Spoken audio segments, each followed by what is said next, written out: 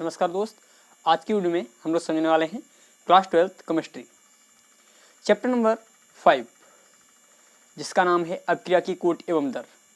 और इससे पिछले लेक्चर में हम लोग समझ चुके थे अपक्रिया की कोट क्या होती है, और इस लेक्चर में हम लोग समझेंगे अपक्रिया की कोट के हिसाब से अपक्रिया के कोट के आधार पर अपक्रियाओं के प्रकार। तो कितने प्रकार की अपक्रियाएं हो सकती हैं कोट के आधार पर। तो चलिए स्टार्ट करते हैं। और आज का सेशन बहुत इंपॉर्टेंट होने वाला है सभी लोगों के लिए। और मैं आपसे कहूँगा जो स्टूडेंट इस वर्ष 2022 में बोर्ड एग्जाम की तैयारी कर रहे हैं क्लास 12th, उनके लिए ये बहुत ही इम्पोर्टेंट होने वाला है ये सेशन। तो आप इस सेशन को शुरुआत से लेकर के एंड तक अवश्य ही देखें। तो अपक्रिया की कोट हम बता चुके थे आप लोगों को। अपक्रिया की कोट क्या होती है, मैंने आपको बताया था दर व्यंजक में भाग लेने वाले सभी अभिकारकों की सांद्रताओं के घातों के योग को हम अपक्रिया की कोट कहते हैं, ये बताया था।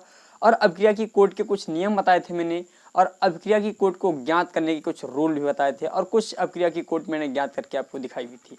यदि आपने इससे पिछला लेक्चर नहीं देखा है तो आप जाएं प्लेलिस्ट में, और वो लेक्चर आपका उपलब्ध है और डिस्क्रिप्शन में भी लिंक दे दिया हूँ। आप लोग उसे लिंक पर जाने के पश्चात पूर्ण वीडियो देख लें, जिससे आपको यहाँ तक का कोर्स चैप्टर नंबर 4 अपक्रिया की दर एवं कोट विधिवत रूप से क्लियर हो जाए। तो चलिए स्टार्ट करते हैं। और आज हम लोग समझेंगे अपक्रिया की कोट के हिसाब से अपक्रियाओं के प्रकार।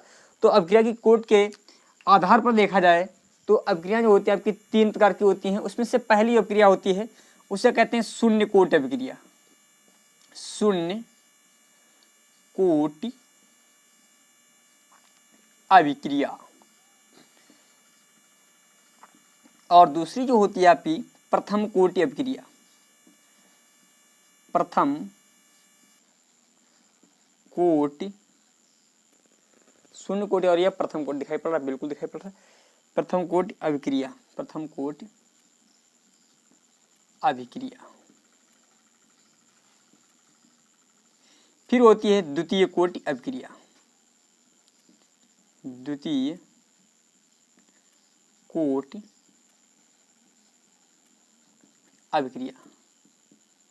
आज हम इन तीनों के बारे में विधिवत रूप से समझने वाले हैं, और अभिक्रिया की कोट और अभिक्रिया की अर्ध आयु के बारे में विधिवत रूप से आज जानकारी इस लेक्चर में आपको दी जाएगी। और मैं आपसे कहूँगा यदि आपने अभी तक हमारे चैनल यूनिक ज्ञान एकेडमी को सब्सक्राइब नहीं किया है तो सब्सक्राइब कर लें, और उसके पश्चात बेल आइकन को दबा दें, जिससे आने वाली प्रत्येक न्यू वीडियो की आपको नोटिफिकेशन मिलती रहे।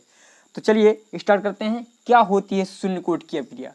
तो मैं इन दोनों को पहले रब करता हूँ, फिर आपको एक एक करके बारी बारी से बताता रहता हूँ। शून्य कोट की अभिक्रियाओं को समझते हैं पहले। शून्य कोट की अभिक्रिया। शून्य कोट की अभिक्रिया कौन सी होती है? शून्य कोट की अभिक्रियाएं कौन सी अभिक्रियाएं होती है हमारी शून्य कोट की? तो मैं आपको बता दूं, वे अभिक्रियाएं जिनकी कोट सांद्रता की घात पर या सांद्रता की घात पर निर्भर ही नहीं करती, ये कहें। क्योंकि कोट की हमने डिफिनेशन बताई थी, जो आर होती है वो इनवर्सली प्रोपोर्शनल होती है ए और बी की पावर के, यहाँ पर जितनी पावर होती है। परंतु यहाँ पर शून्य कोट अभिक्रिया में क्या बताया गया है, वे अभिक्रियाएं जो अभिकारकों की सांद्रता के घातों पर निर्भर नहीं करती हैं, अर्थात हम ये कह सकते हैं जो शून्य घात के समानुपाती होती हैं। जो क्या होती हैं?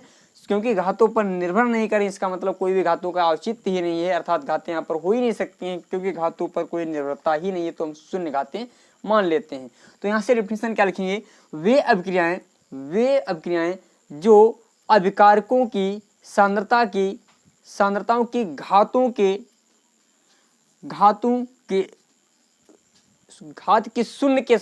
घात के समानुपाती होती है, लिखेंगे। वे अभिक्रियाएं जो अभिकारकों की सांद्रता की शून्य घात के समानुपाती होती हैं, शून्य कोट की अभिक्रियाएं कहलाती हैं। लिखें, वे अभिक्रियाएं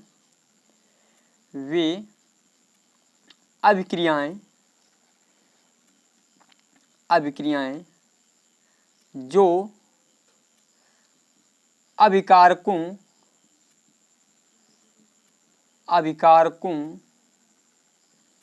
की सांद्रता, अभिकारकों की सांद्रता की वे अभिक्रियाएं जो अभिकारकों की सांद्रता की शून्य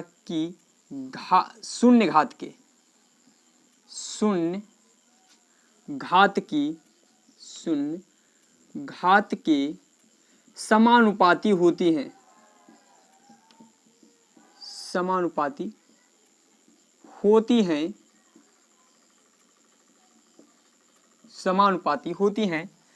शून्य कोटि अभिक्रियाएं कहलाती हैं।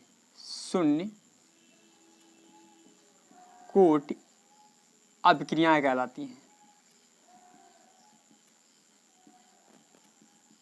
शून्य कोटि अभिक्रियाएं कहलाती हैं। कौन सी अभिक्रियाएं कहलाती हैं? शून्य कोटि अभिक्रियाएं कहलाती हैं। ठीक है, वे अभिक्रियाएं जो अभिकारकों की सांद्रता की शून्य घात के, यानी अभिकारकों की सांद्रता, मैंने बताया था जो अभिकारकों की सांद्रता होती है वो इनकी ये यहाँ पर घातें प्रदर्शित करते हैं ना, अभिकारकों की सांद्रता की घातें यहाँ पर प्रदर्शित करते हैं। तो यहाँ पर बताया गया है शून्य अभिक्रिया वे अभिक्रियाएं होती हैं जिनके अभिकारकों की सांद्रता जो अभिकारकों की सांद्रता की शून्य घात के, यदि यहाँ पर शून्य घात हो जाए तो उसके समानुपाती होती है। तो इस प्रकार की अभिक्रियाएं कहलाती हैं शून्य कोटि अभिक्रियाएं। मान लेते हैं हमारा कोई ए प्रोडक्ट है, ए अभिकारक है, इसकी सांद्रता इसमें जो है ए है, ठीक है, और ये बना रहा है उत्पाद। क्या बना रहा है? उत्पाद। अब टी समय 0 पर, यानी टी बराबर 0 समय पर, प्रारंभिक समय में इधर इसमें कोई भी परिवर्तन नहीं हुआ है, अर्थात इधर जो उत्पाद की सांद्रता हमारी x बराबर है 0। इसकी सांद्रता मान लेते हैं, x का भी मान लेते हैं, या इससे हम 0 ही लिख देते हैं, जो सांद्रता a को लिख देते हैं। ठीक है, सांद्रता, उत्पाद की सांद्रता मान लेते हैं मैंने 0 हुई। ठीक है, उत्पाद की सांद्रता कब? t समय पर उत्पाद की सांद्रता हमारी 0 है, बिल्कुल शून्य समय पर सांद्रता हमारी क्या है? 0 है। और यदि मैं एक कार्य और कर दूं, अब मैं एक कार्य करता हूं, यदि मैं मान लेता हूं t समय पर, देखें 2 मिनट रुकें, देख लेते हैं दिखाई पड़ रहा है, चलो हाँ प्रत्येक चीज दिखाई पड़ रही है। यदि मैं मान लेता हूं यहाँ पर t है, t बराबर t समय पर, अब भैया जहां पर ये उत्पाद की सांद्रता, भैया पहली स्थिति में आपका ये हो गया, दूसरी स्थिति में मैंने क्या बताया? t बराबर t, यानी समय को मैंने t मान लिया। उस समय जो उत्पाद की सांद्रता थी, उस समय उत्पाद की सांद्रता, उस समय उत्पाद की जो सांद्रता थी, उत्पाद की सांद्रता वो क्या थी? x थी। मान लेते हैं क्या है भैया? x है। तो यहां पर क्या हो जाएगा? जब x है तो इधर की सांद्रता घट जाएगी। भाई यहां से x चला गया इस साइड में, यहां से x इस साइड में चला गया है, तो इस समय अभिकारक की सांद्रता क्या रह जाएगी? अभिकारक की सांद्रता रह जाएगी a माइनस x। क्या रह जाएगी? a minus x। अर्थात हम ये कह सकते हैं ये अभिकारक की सांद्रता हमारी a माइनस x रहेगी। क्या रहेगी? a minus x। अभिकारक की सांद्रता हमारी जो पहले a हुआ करती थी, अब वो रह गई है a माइनस x। क्यों? क्योंकि भैया t समय पर इधर उत्पाद की सांद्रता 0 थी, और t बराबर t समय पर मैंने मान लिया उत्पाद की सांद्रता जब x हो गई बढ़ करके, और इसका मतलब उत्पाद की सांद्रता बड़ी है तो अभिकारक की सांद्रता कम होगी, तो अभिकारक की सांद्रता यहाँ पर कम हो गई। देखिए अभिकारक की सांद्रता कम हो गई, और जो पहले हुआ करती थी कभी a, अब हो गई a माइनस x हो गई। अब देखें भैया ऐसे समझें, तो हमारा एक दरव्यंजक नियम क्या कह रहा है? दरव्यंजक नियम के अनुसार जो रेट होती है,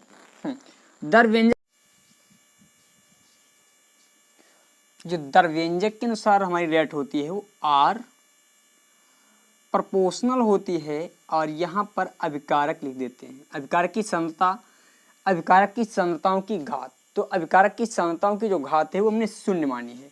तो देखिए यहाँ पर r और प्रोपोर्शनल का निशान हटाएंगे तो k कांस्टेंट लगाएंगे, और यहाँ पर इसकी पावर यदि कहीं पर 0 दे रखा है तो इसका मान हो जाता है 1, तो r बराबर सीधे हमारा आ जाएगा 1। यदि मैं बल गतिकी के अनुसार देखूं, जो मैंने आपको वेग के अनुसार बताई थी, अभिक्रिया की रेट बताई थी, उसके अनुसार मैंने क्या बताया था? dxy, यहाँ पर लिखेंगे बल गतिकी के अनुसार, बल गतिकी के अनुसार, तो यहाँ पर बलगतिकी के अनुसार समझें तो dx/dt जो होती है रेट ऑफ रिएक्शन। अब मैं मान लेता हूँ इसे समीकरण 1 मान लेता हूँ, इसे मान लेता हूँ समीकरण 2। अब मैं समीकरण 1 व 2 से बातचीत करता हूँ। तो देखिए समीकरण 1 व 2 से, समीकरण 1 से मैं r का मान दूं तो यहाँ पर dx/dt यूकल हो जाएगा k, dx/dt यूकल क्या हो जाएगा हमारा k। और ये मैं एक कार्य कर लूँ यहाँ पर दोनों पक्षों का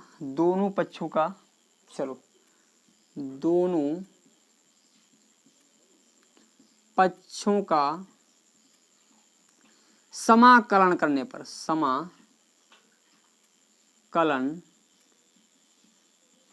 करने पर तो देखिए dx/dt यूकल हमारा k आएगा।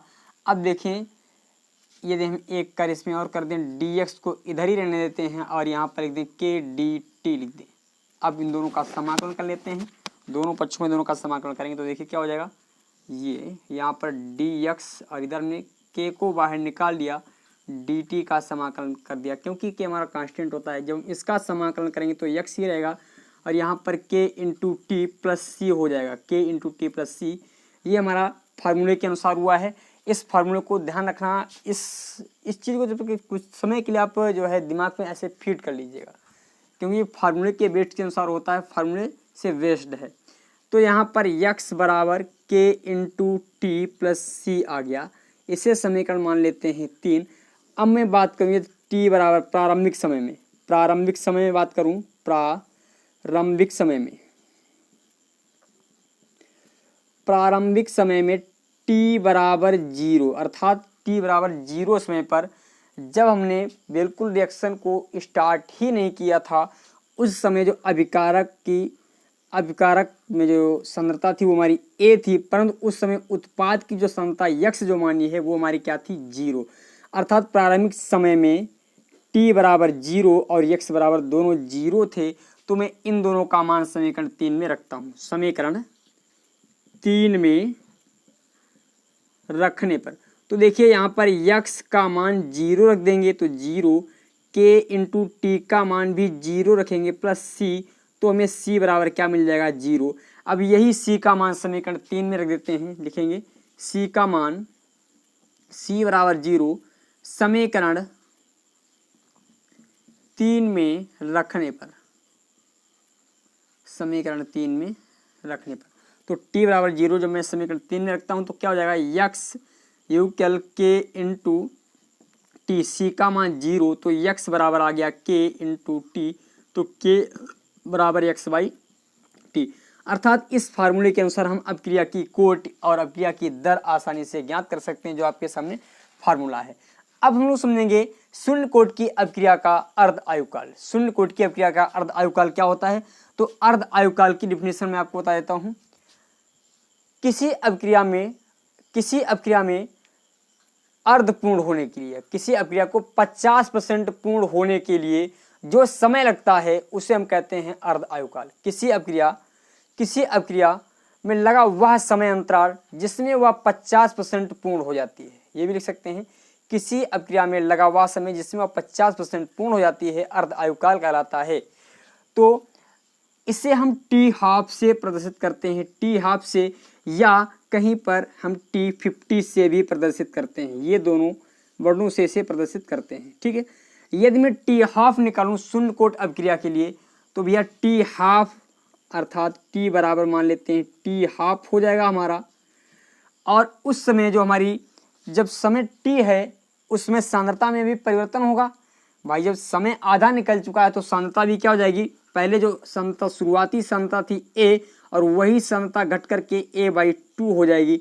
अब जहां पर हमारा x अभी है, शुरुआती सांद्रता जो हमारी A थी यानी x बराबर जो शुरुआत में A था वही A क्या हो गया, अब घट करके A/2 हो गया, तो वही A/2 कर दिया। तो यहाँ से डालेंगे शून्य कोट अपक्रिया का अर्धकाल यानी अर्ध आयुकाल, लिख लेंगे अर्ध आयुकाल।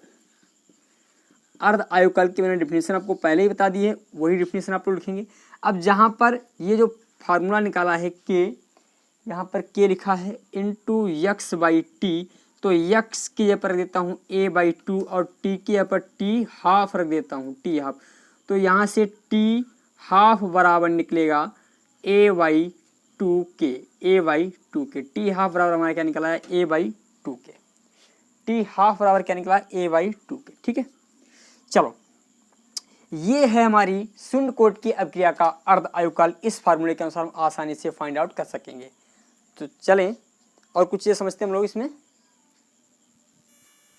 ये हमारा हुआ अर्ध आयुकाल शून्य कोटि की अभिक्रिया का। इस फार्मूले के अनुसार हम आसानी से शून्य कोटि की अभिक्रिया का अर्ध आयुकाल निकाल सकते हैं। अब हम लोग समझेंगे प्रथम कोटि की अभिक्रिया क्या होती हैं और उनको विधिवत रूप से समझते हैं। तो शून्य कोटि की अभिक्रिया में हमने सीखा कि वे अभिक्रियाएं जो अभिकारकों की शून्य घात के समानुपाती होती हैं, अभिकारकों की सांद्रता के शून्य घात के समानुपाती होती हैं, कहलाती हैं शून्य कोटि की अभिक्रियाएं। तो यहाँ पर सीधी सीधी बात यह आ जाएगी, वे अभिक्रियाएं जो अभिकारकों की सांद्रता के प्रथम घात के समानुपाती होती हैं प्रथम कोटि की अभिक्रियाएं कहलाती हैं। या हम इसे इस प्रकार भी लिख सकते हैं, वे अभिक्रियाएं जो अभिकारकों के एक पद की सांद्रता पर निर्भर करती हैं कहलाती हैं प्रथम कोटि की अभिक्रियाएं। तो यहाँ पर लिखते हैं प्रथम कोटि की अभिक्रियाएं हम लोग, प्रथम कोटि की अभिक्रिया, प्रथम कोटि की अभिक्रिया। तो लिखेंगे वे अभिक्रियाएं, वे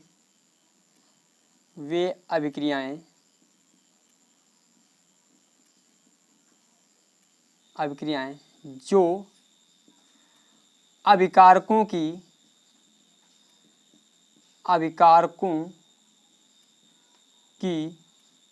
सांद्रता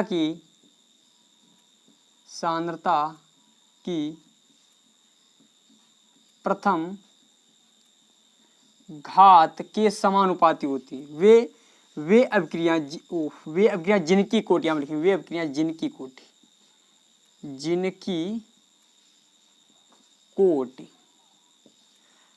कोटि, अभिकारकों की सांद्रता की प्रथम घात के समानुपाती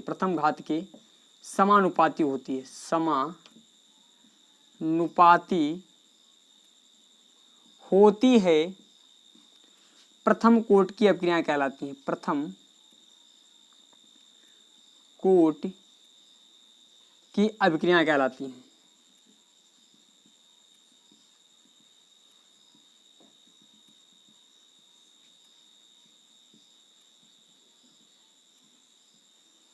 प्रथम कोटि की अभिक्रियाएं कहलाती हैं। ठीक है, अब देखिए हम लोग इसके लिए n बराबर होगा हमारा 1। n मतलब जो घात होगी सांद्रता की वो क्या होगी 1 होगी। मान लेते हैं एग्जाम्पल के लिए ये हमारा कोई ए प्रोडक्ट है, हमने मान लिया एग्जाम्पल के लिए ए हमारा कोई प्रोडक्ट है, ए हमारा कोई अभिकारक है, सॉरी ए हमारा क्या है अभिकारक है। बिल्कुल दिखाई पड़ रहा है, चलो देख लेते हैं, दिखाई पड़ रहा है, चलो नहीं दिखाई पड़ रहा, थोड़ा हिल रहा है, यहाँ पर लिखते हैं ए हमारा कोई अभिकारक है और अभिकारक से हमारा बन रहा है प्रोडक्ट, ये हमारा प्रोडक्ट बन रहा है। और जो शुरुआत t बराबर 0 समय पर x बराबर क्या था 0, जहाँ हमारा x क्या है प्रोडक्ट की सांद्रता है और t क्या है समय है। और भैया t बराबर t समय पर जो हमने प्रोडक्ट की सांद्रता पाई है वो हमने क्या पाई है x बराबर हो गई x बराबर क्या हो गई x। अब भैया जब प्रोडक्ट की सांद्रता में वृद्धि हुई है अर्थात इधर जो सांद्रता x आ गई है तो यहाँ पर इसकी सांद्रता में अभिकारक की सांद्रता में हो जाएगी कमी, अर्थात वही सांद्रता हमारी हो जाएगी a-x, वही सांद्रता हमारी क्या हो जाएगी a-x। अब यहाँ पर ये जो है प्रोडक्ट की t बराबर 0 समय पर जो सांद्रता थी, t बराबर 0 समय पर सांद्रता ये थी, और जो t बराबर t समय पर जो सांद्रता हुई वो हमारी a हो गई।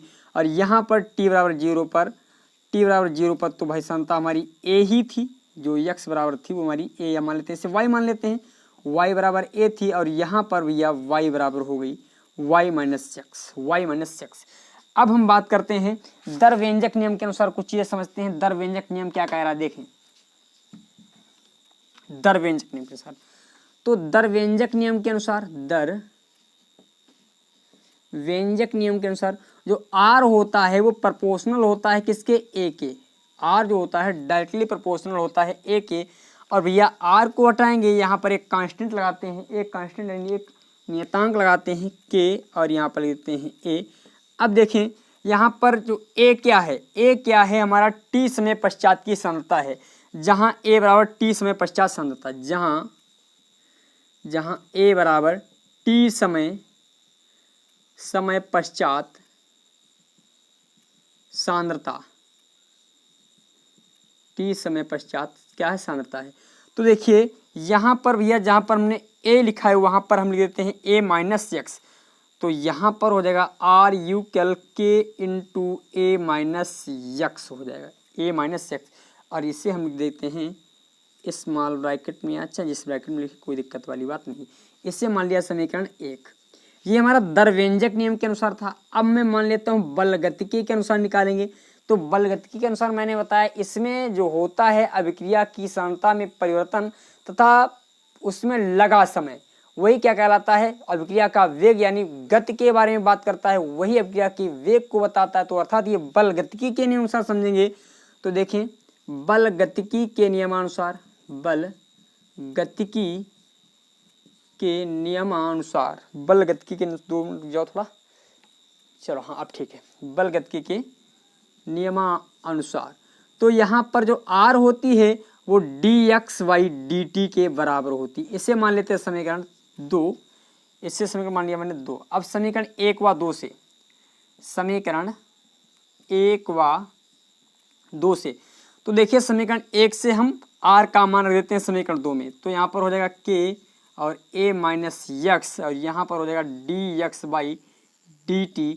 अब मैं एक कार्य कर देता हूँ भैया, a माइनस एक्स को उधर भेज देता हूँ, k इंटू डी टी को मैंने dt को इधर लाया और k a माइनस एक्स को मैंने उधर भेज दिया, तो dx/a माइनस एक्स हो गया। अब मैं दोनों का कर लेता हूँ समाकलन, तो हो जाएगा k को बाहर निकाल लेंगे। यहाँ पर मैंने क्या किया, k को बाहर निकाल लिया, यहाँ पर बचा केवल dt, और यहाँ पर इसका समाकलन करेंगे तो dx और a माइनस एक्स हो जाएगा, dx minus a minus x.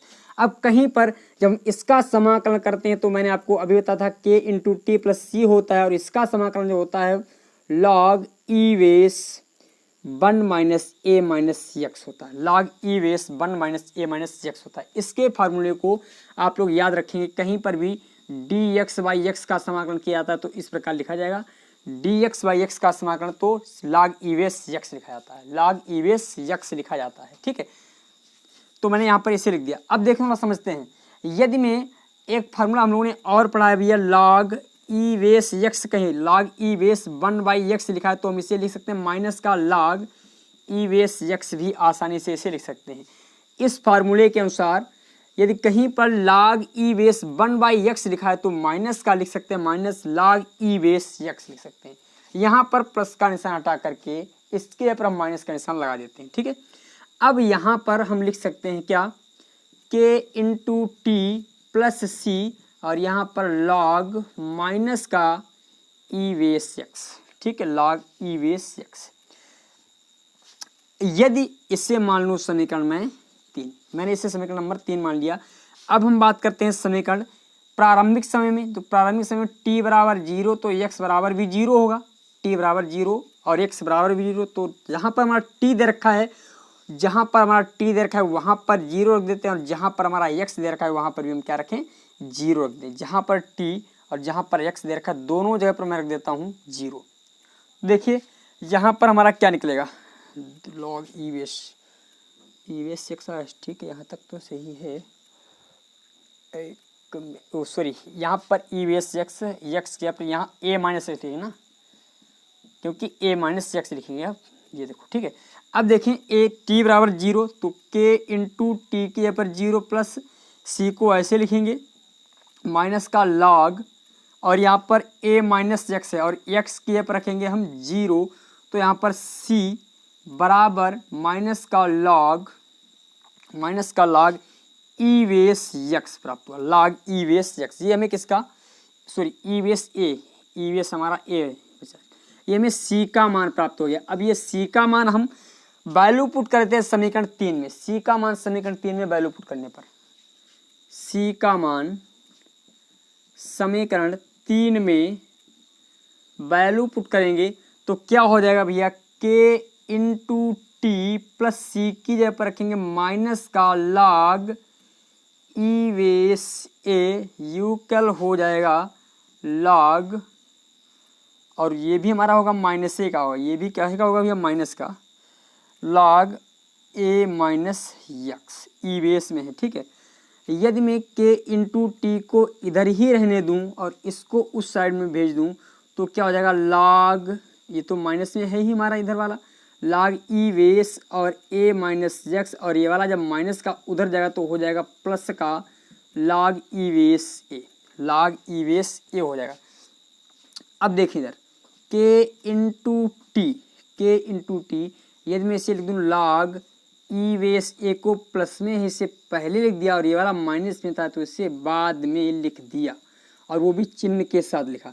तो देखिए ये हमारा एक फार्मूला बन रहा, हम लोगों ने पढ़ा है log x minus log y बराबर, कहीं पर लिखा होता तो log यक्स वाई वाई लिख देते हैं, log यक्स वाई वाई, इस प्रकार हम लोग लिख देते हैं। तो इसे देखिए थोड़ी चेंजिंग करते हैं इसमें। अब मैं ऊपर रफ करता हूँ तभी आपको दिखाई पड़ेगा, 2 मिनट को देखिए कहाँ से थोड़ी जगह यदि है, ये ऊपर ही जगह है थोड़ी हमारी।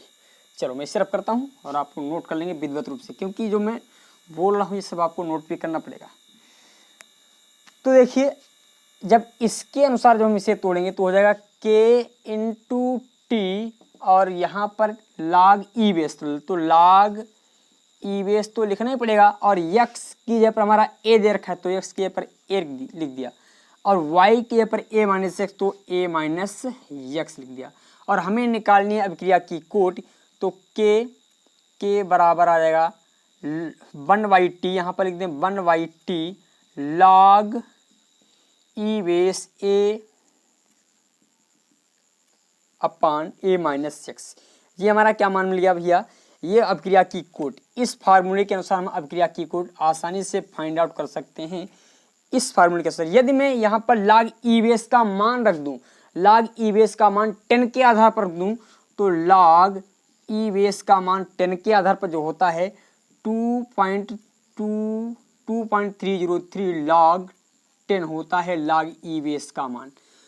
तो log ई बेस के पर मैं ये मान वैल्यू पुट करता हूँ तो क्या हो जाएगा, देखिए यहाँ पर, तो यहाँ पर हो जाएगा k बराबर 1/t और यहाँ पर 2.303 log 10 और यहाँ पर a बटे a माइनस एक्स।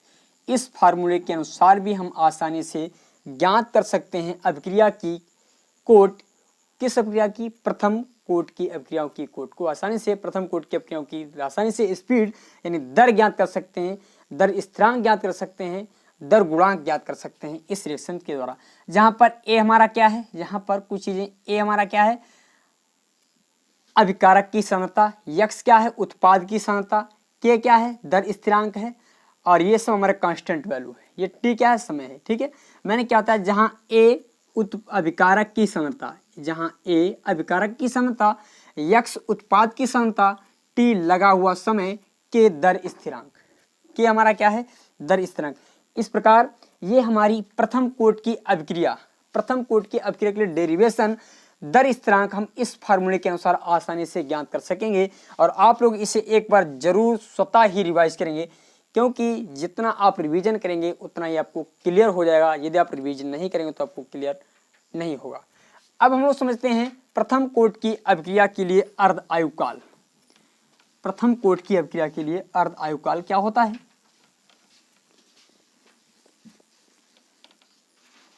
प्रथम कोट की अभिक्रिया के लिए अर्ध आयुकाल,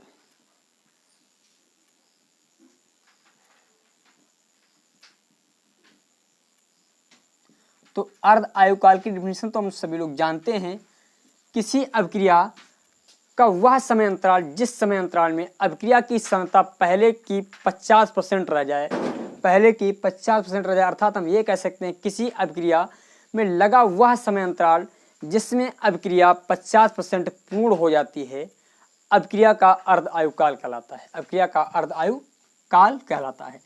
तो यहाँ पर जो t बराबर हम क्या निकालने वाले हैं, टी बाई हाफ, टी बराबर टी हाफ निकाल, जो t है टी हाफ। और यहाँ पर जो हमारा यक्स हो जाएगा, यक्स क्या हो जाएगा हमारा, सीधे सीधे a/2 हो जाएगा। सीधे सीधे जो यक्स बराबर क्या हो जाएगा हमारा a/2 हो जाएगा टी। अब देखें जो हमें अभिक्रिया की कोट हमें प्राप्त हुई थी वो 1 यहाँ पर 2.303/t था और log 10 था, और यहाँ पर हमारा लिखा था यहाँ पर a/a-x ये लिखा था। तो देखिए जहाँ पर हमारा t है वहाँ पर t आप लिख देते हैं, जहाँ पर x है वहाँ पर यह वैल्यू हम वैल्यू पुट कर देते हैं। तो यहाँ से देखें यदि a-x को निकालना चाहता हूँ तो x के पर यदि मैं a/2 रखूँ, a-a/2 रखूँ तो हमें क्या प्राप्त होगा 2a-a/2 अर्थात हमें प्राप्त हो जाएगा a/2। यहाँ पर a/2 ही हमें प्राप्त होगा। तो एक कार्य कर दें हम सीधे सीधे यहाँ पर a/2 ही लिख देते हैं, ठीक है। a-x की यहाँ पर हमने क्या लिख दिया a/2, चलो बाद में लिखेंगे a-x, तो अर्थात a-x बराबर हमें क्या प्राप्त हुआ a/2। a-x बराबर यहाँ से मैंने निकाला है a-x बराबर, क्यों x को हमने a/2 इसलिए माना क्योंकि हम अर्ध आयुकाल के लिए बात करें तो अर्ध आयुकाल में सांद्रता जो होती है अभिकारक की आधी रह जाती है, तो इसीलिए मैंने आधी सांद्रता को कर दिया। देखें k × 2.303 और t की जगह पर लिखेंगे t हाफ लिखेंगे और log 10 एक की जगह पर क्या रखेंगे, एक की जगह पर a को ही रहने दीजिए और यहाँ पर भी a ही रहने, a-x के पर a/2 लिख देते हैं a/2। तो ये हमारा 2 ऊपर आ जाएगा, तो k × 2.303 log 10 है भैया log 10, और यहाँ पर हो जाएगा log 10 2a/a, a से a कट जाएगा, अपान में t हाफ तो दे ही रखा है हमारा, तो यहाँ पर k बराबर 2.303/t हाफ और यहाँ पर log 10 की log 10 2 आया, और log 10 2 का जो मान होता है वो 0.3010 होता है। log 10 2 का मान होता है, log 10 2 का मान होता है 0.3010। इस मान को आप लोग याद कर लेंगे। तो यहाँ पर k × 2.303 × 0.3010 ये होता है किसका मान, ये जो, और यहाँ पर ये हमने मान लिखने के पश्चात अपान में ये हमारा t/2 था। अब देखिए जब इन दोनों की जब हम गुणा करेंगे तो गुणा करने के पश्चात हमें जो प्राप्त होगा 0.693/t हाफ यूकल में k है, परंतु हम निकालने क्या चल रहे हैं, t हाफ को निकालना है, तो t हाफ को हम इधर ही रहने देते हैं और यहाँ पर 0.693/k ये हमारा हो गया प्रथम कोट की अपक्रिया के लिए, प्रथम कोट की अपक्रिया के लिए अर्ध आयुकाल। इस प्रकार हम प्रथम कोट की अपक्रिया का अर्ध आयुकाल आसानी से फाइंड आउट कर सकते हैं। और आज की वीडियो में हमने समझे प्रथम कोट की अपक्रियाएं और शून्य कोट की अपक्रियाओं के बारे में, और जो एक लेक्चर बचा है द्वितीय कोट की अपक्रियाएं उनको हम लोग अगली वीडियो में समझेंगे। और मैं आपसे कहूँगा यदि आपने अभी तक हमारे चैनल यूनिक ज्ञान एकेडमी को सब्सक्राइब नहीं किया है तो सब्सक्राइब कर लें और बेल आइकन को दबा दें, जिससे आपको आने वाली प्रत्येक न्यू वीडियो की नोटिफिकेशन मिलती रहे। धन्यवाद, फिर मिलते हैं अगली वीडियो में, तब तक आपको नमस्कार।